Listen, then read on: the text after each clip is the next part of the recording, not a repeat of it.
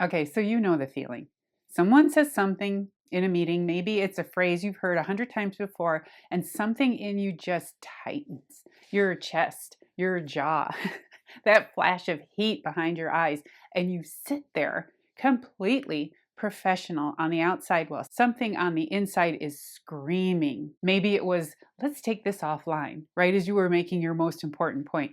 Maybe it was, I'll take it from here, said to you in front of a client you brought to the table. And maybe it was, you're just not quite ready yet, from someone who's been saying that for 2 years while quietly taking everything you've built and putting their name on it. And here's what most people do with that feeling: they dismiss it.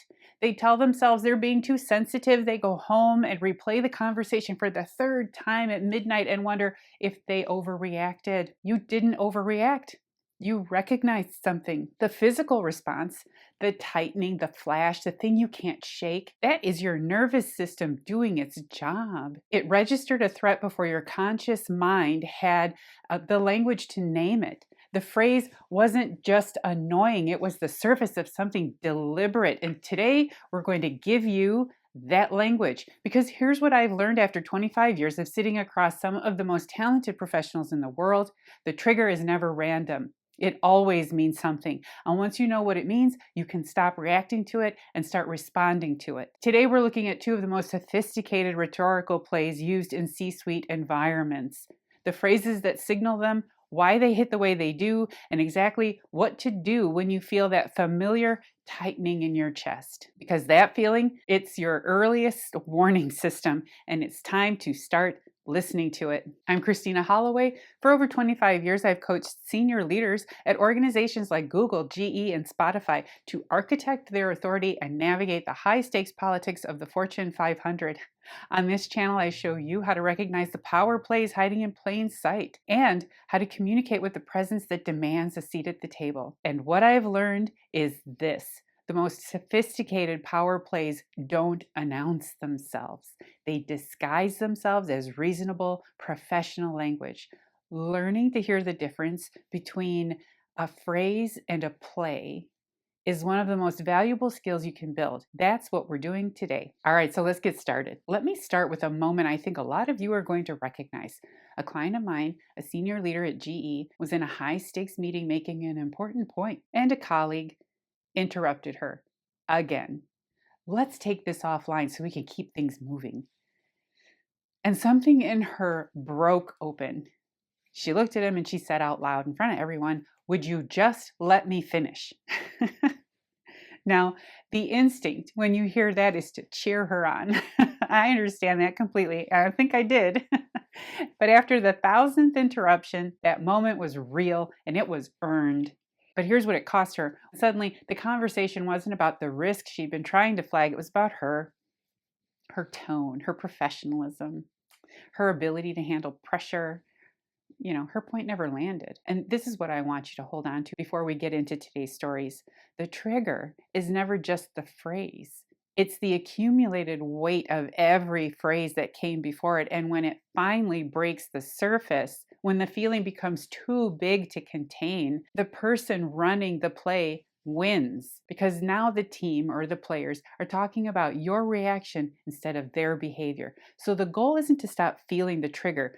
The goal is to close the gap between feeling it and responding to it. Here's what I want you to understand about these plays. A trigger phrase is never just a phrase. It's the audible surface of something that's already been in motion, a play that started before the words were spoken and will continue long after the meeting ends. The words are just the moment it became visible. So we've spent this month building a field guide to these plays. We looked at how the double bind playbook uses the language of generosity to remove your ability to fight back. We looked at how the error chain forms, link by link, from individually reasonable decisions that together create a ceiling you didn't see coming. And what I want you to see now is how those plays sound, what they feel like in real time, because the moment you can hear the play, then you've already interrupted it. Today, we're naming two of the most common, and I want you to notice that each one is targeting something different. The authority reclaim happens in public. It's designed to be witnessed. Someone performs dominance in front of an audience, a client, a colleague, a leadership team. so that everyone in the room recalibrates who has power and who doesn't.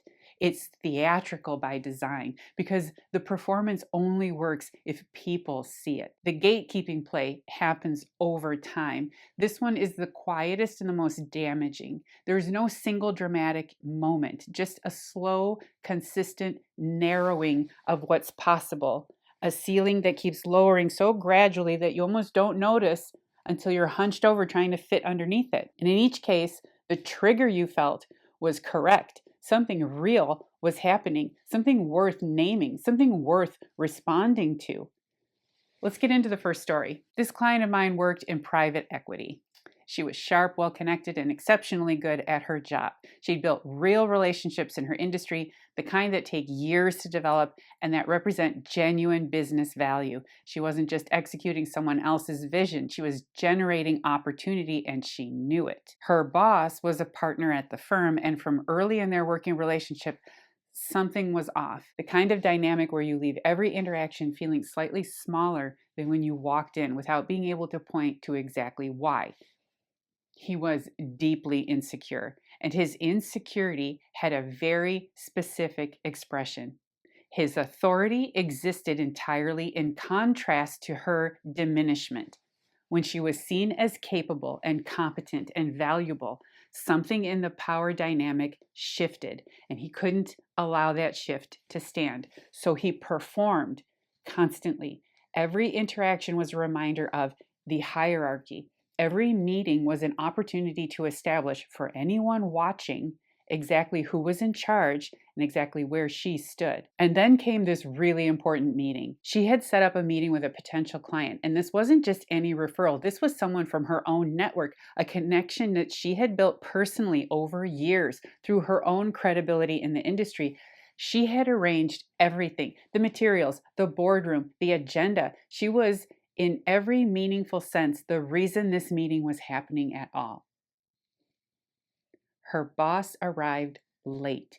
He walked in, looked around at the room she had prepared, flopped into his chair and said, "So, what are we talking about now?" And then he turned to her and he told her to go sit down and he would take it from here. So she sat down and the meeting continued. The client, her relationship, her referral, saw the entire thing. And afterward, when she might have expected some acknowledgement of what she had built and how it had gone, her boss pulled her aside and reprimanded her because she had been acting, he told her, like this was her show. She needed to remember who the partner was. I want you to understand precisely what was happening in that room and why it was designed to happen exactly the way it did. This was not a management correction. This was a performance. His performance.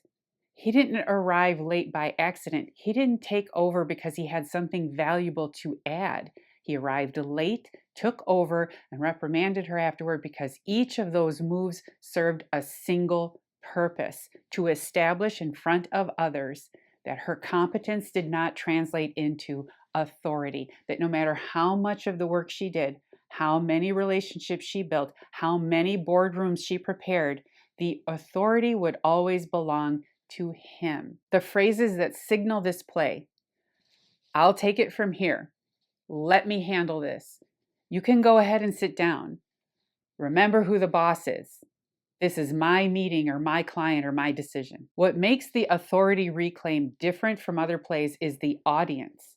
It is specifically designed to be seen because the performance only works if people see it. The goal isn't just to silence you, it's to recalibrate how everyone in that room sees you relative to the person running the play. And here's what I want you to understand about the psychology behind it. A confident leader, a genuinely secure person in a position of authority, does not need to perform dominance. They demonstrate leadership through the quality of their thinking, the clarity of their decisions, the way they develop the people around them. Performative authority is always a signal of its own absence.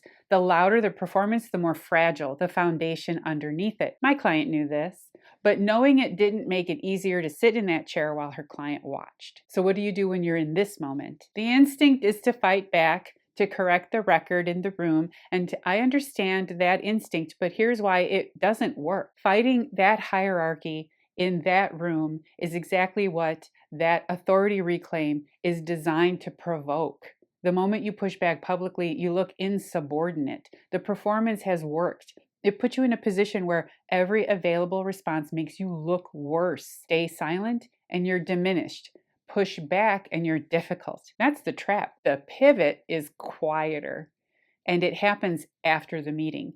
You document your contribution, not aggressively and not as a complaint, but professionally and precisely, a follow-up email to the client. It was wonderful to finally connect you with our team. I look forward to continuing this conversation that reestablishes your relationship without challenging the hierarchy directly.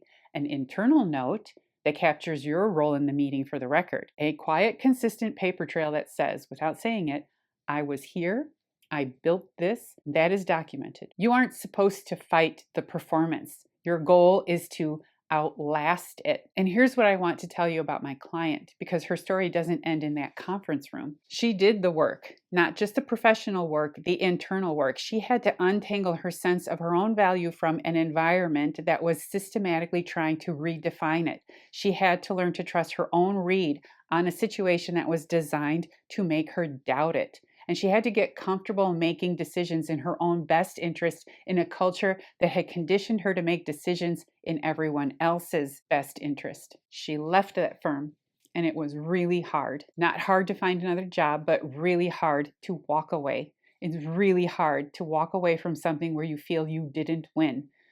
But walking away is the win. That firm, by the way, has struggled since she left because performative authority doesn't just damage the people it targets, it damages the organizations that tolerate it.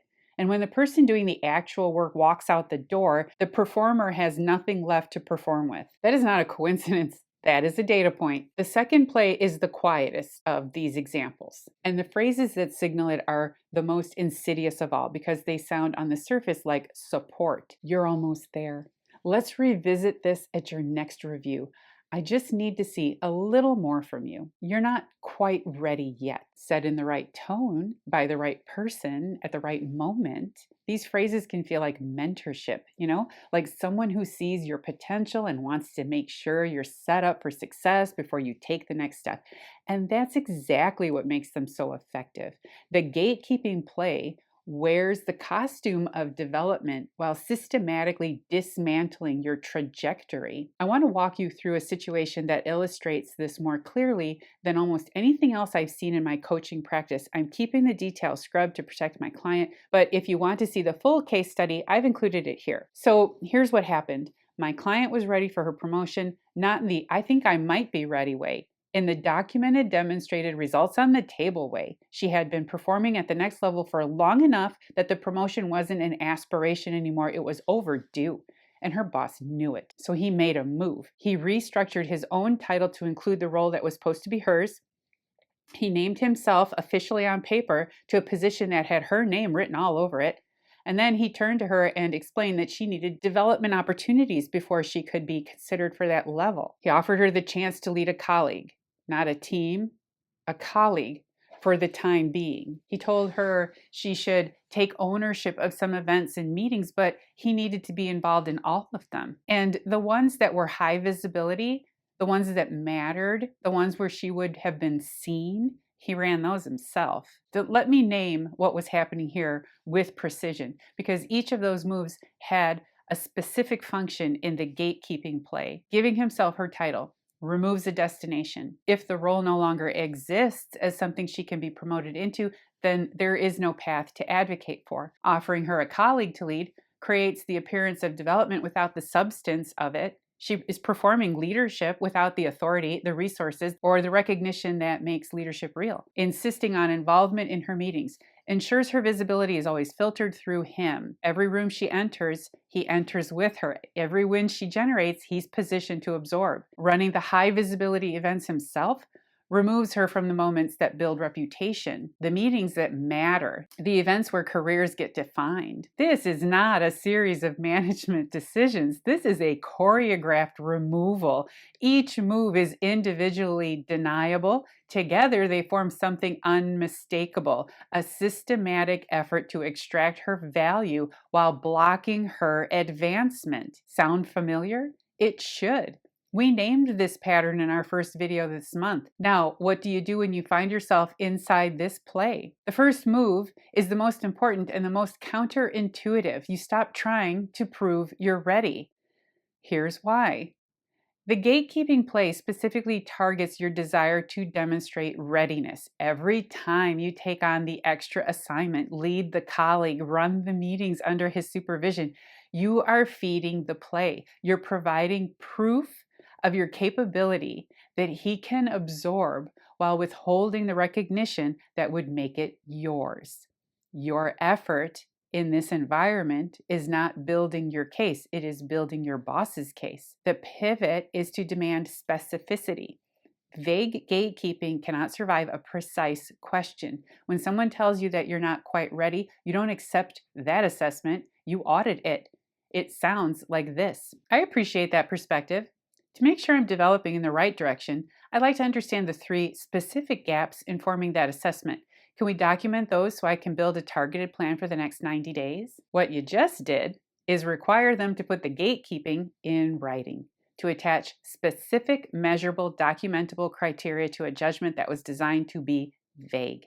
And here's what almost always happens when you ask that question. They can't answer it because the gatekeeping was never based on a genuine assessment of your readiness. It was based on their need to keep you where you are. If they can't name 3 specific gaps, the gatekeeping has been revealed, and you now have information that changes everything about how you make your next decision. My client eventually made her move. She left. She built something better at a firm that recognized what she brought before she even walked through the door. She left because she finally accepted something that took courage to accept, that a professional environment that's been engineered to keep you small will never voluntarily make you bigger. No amount of effort, patience, or demonstrated excellence was going to change what her boss had already decided.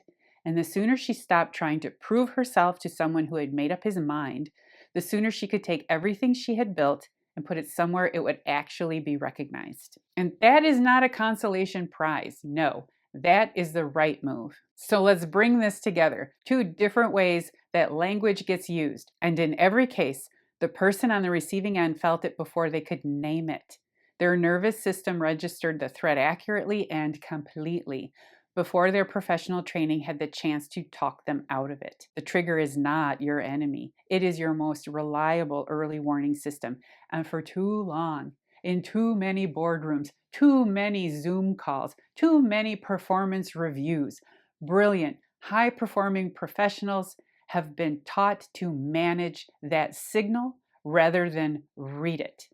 Stay calm. Don't react. Be the bigger person. And there is wisdom in that, sure, because in the moment, managing the reaction is often the right tactical choice. We saw what happened when my client at GE stopped managing it. 1 sentence, witnesses, and the conversation shifted from her point to her personality. She had to talk to her supervisor about her behavior. But here's the distinction I want you to make. Managing your reaction in the moment is not the same as dismissing what your instincts are telling you after it.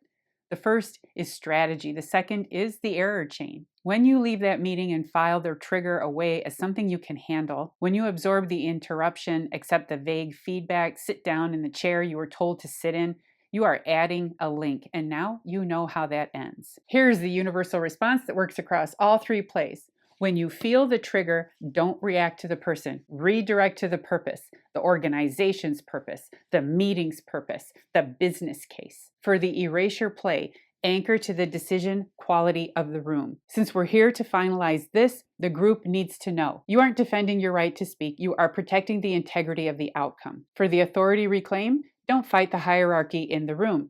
Document your contribution after it, quietly, professionally, consistently.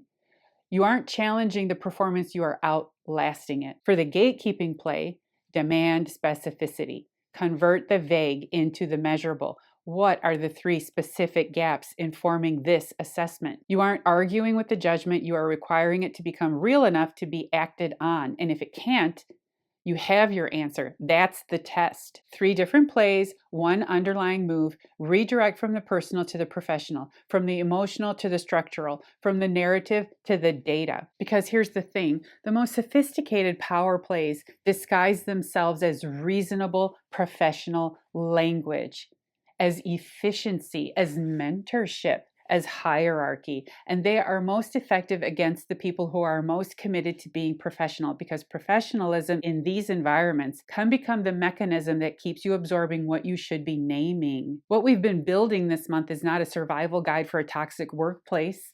It's a field guide for maintaining your professional agency when the world around you is actively working to erode it. The named patterns, the playbooks, the chain breakers, the structural pivots, each one is a tool. Each one gives you language for something that previously had none. And language, as we've said from the very first video this month, is where the power actually lives. Your nervous system already knows. Now your response can catch up. I want to leave you with something before we wrap up today. Every single person we talked about this month was exceptional. The client who finally said, "Would you just let me finish?" The client whose title was taken away, whose meetings were supervised, whose trajectory was systematically narrowed, and who eventually took everything she had built and put it somewhere it could actually grow. The client who was tired of the performative BS while she added substance. Every one of them felt the trigger. Every one of them had a moment where their nervous system said something's wrong here, and their professional training said, "You're probably overthinking it." They weren't overthinking it. They were right. And that is the through line of everything we've covered this month. The double bind playbook, the error chain, the erasure play, the authority reclaim, the gatekeeping play. These are not isolated incidents of bad management. They are not personality clashes or communication style differences or unfortunate misunderstandings. They are patterns. They have signatures. And now you know what they sound like. That knowledge changes something, not the environment, at least not immediately, but your relationship to it. Because the moment you can name what's being done to you, you stop absorbing it as truth. You stop asking what you did wrong. You stop adding links to a chain that someone else is building. You start asking the right question, which is, what is actually happening here? And what do I need to do about it? This is where your power lives. This series has been about building that clarity, playbook by playbook, and we're just getting started because the world is not getting simpler and the pressure is not letting up. And the people who will navigate what's coming, not just survive it, but actually build something meaningful inside of it or in spite of it, are the ones who have the pattern recognition to see what's happening clearly, the communication architecture to respond to it strategically, and the sense of self that is strong enough to not be rewritten by someone else's agenda. That's what we're building here, and I'm glad you're a part of it. If this series resonated with you, if something we covered this month named a pattern you've been living inside without the language to describe it, I want to hear about it in the comments. Tell me which play you recognized. Tell me, which moment in one of these stories felt uncomfortably familiar, because your experience matters here. And more often than you might think, naming it out loud is the first step to dismantling it and especially dealing with it. Next month, we're going deeper. New patterns, new case studies, new tools for navigating the high stakes environments where your best work deserves to happen. Make sure you're subscribed so you don't miss it. And if you're ready to start building your own communication architecture today, my free communication toolkit is linked in the description below. It includes the structural ask frameworks and architect statements we've referenced throughout this series, so you can start drafting your own responses before your next high stakes conversation. I'm Christina Holloway. Thank you for watching, and I'll see you in the next video. Bye.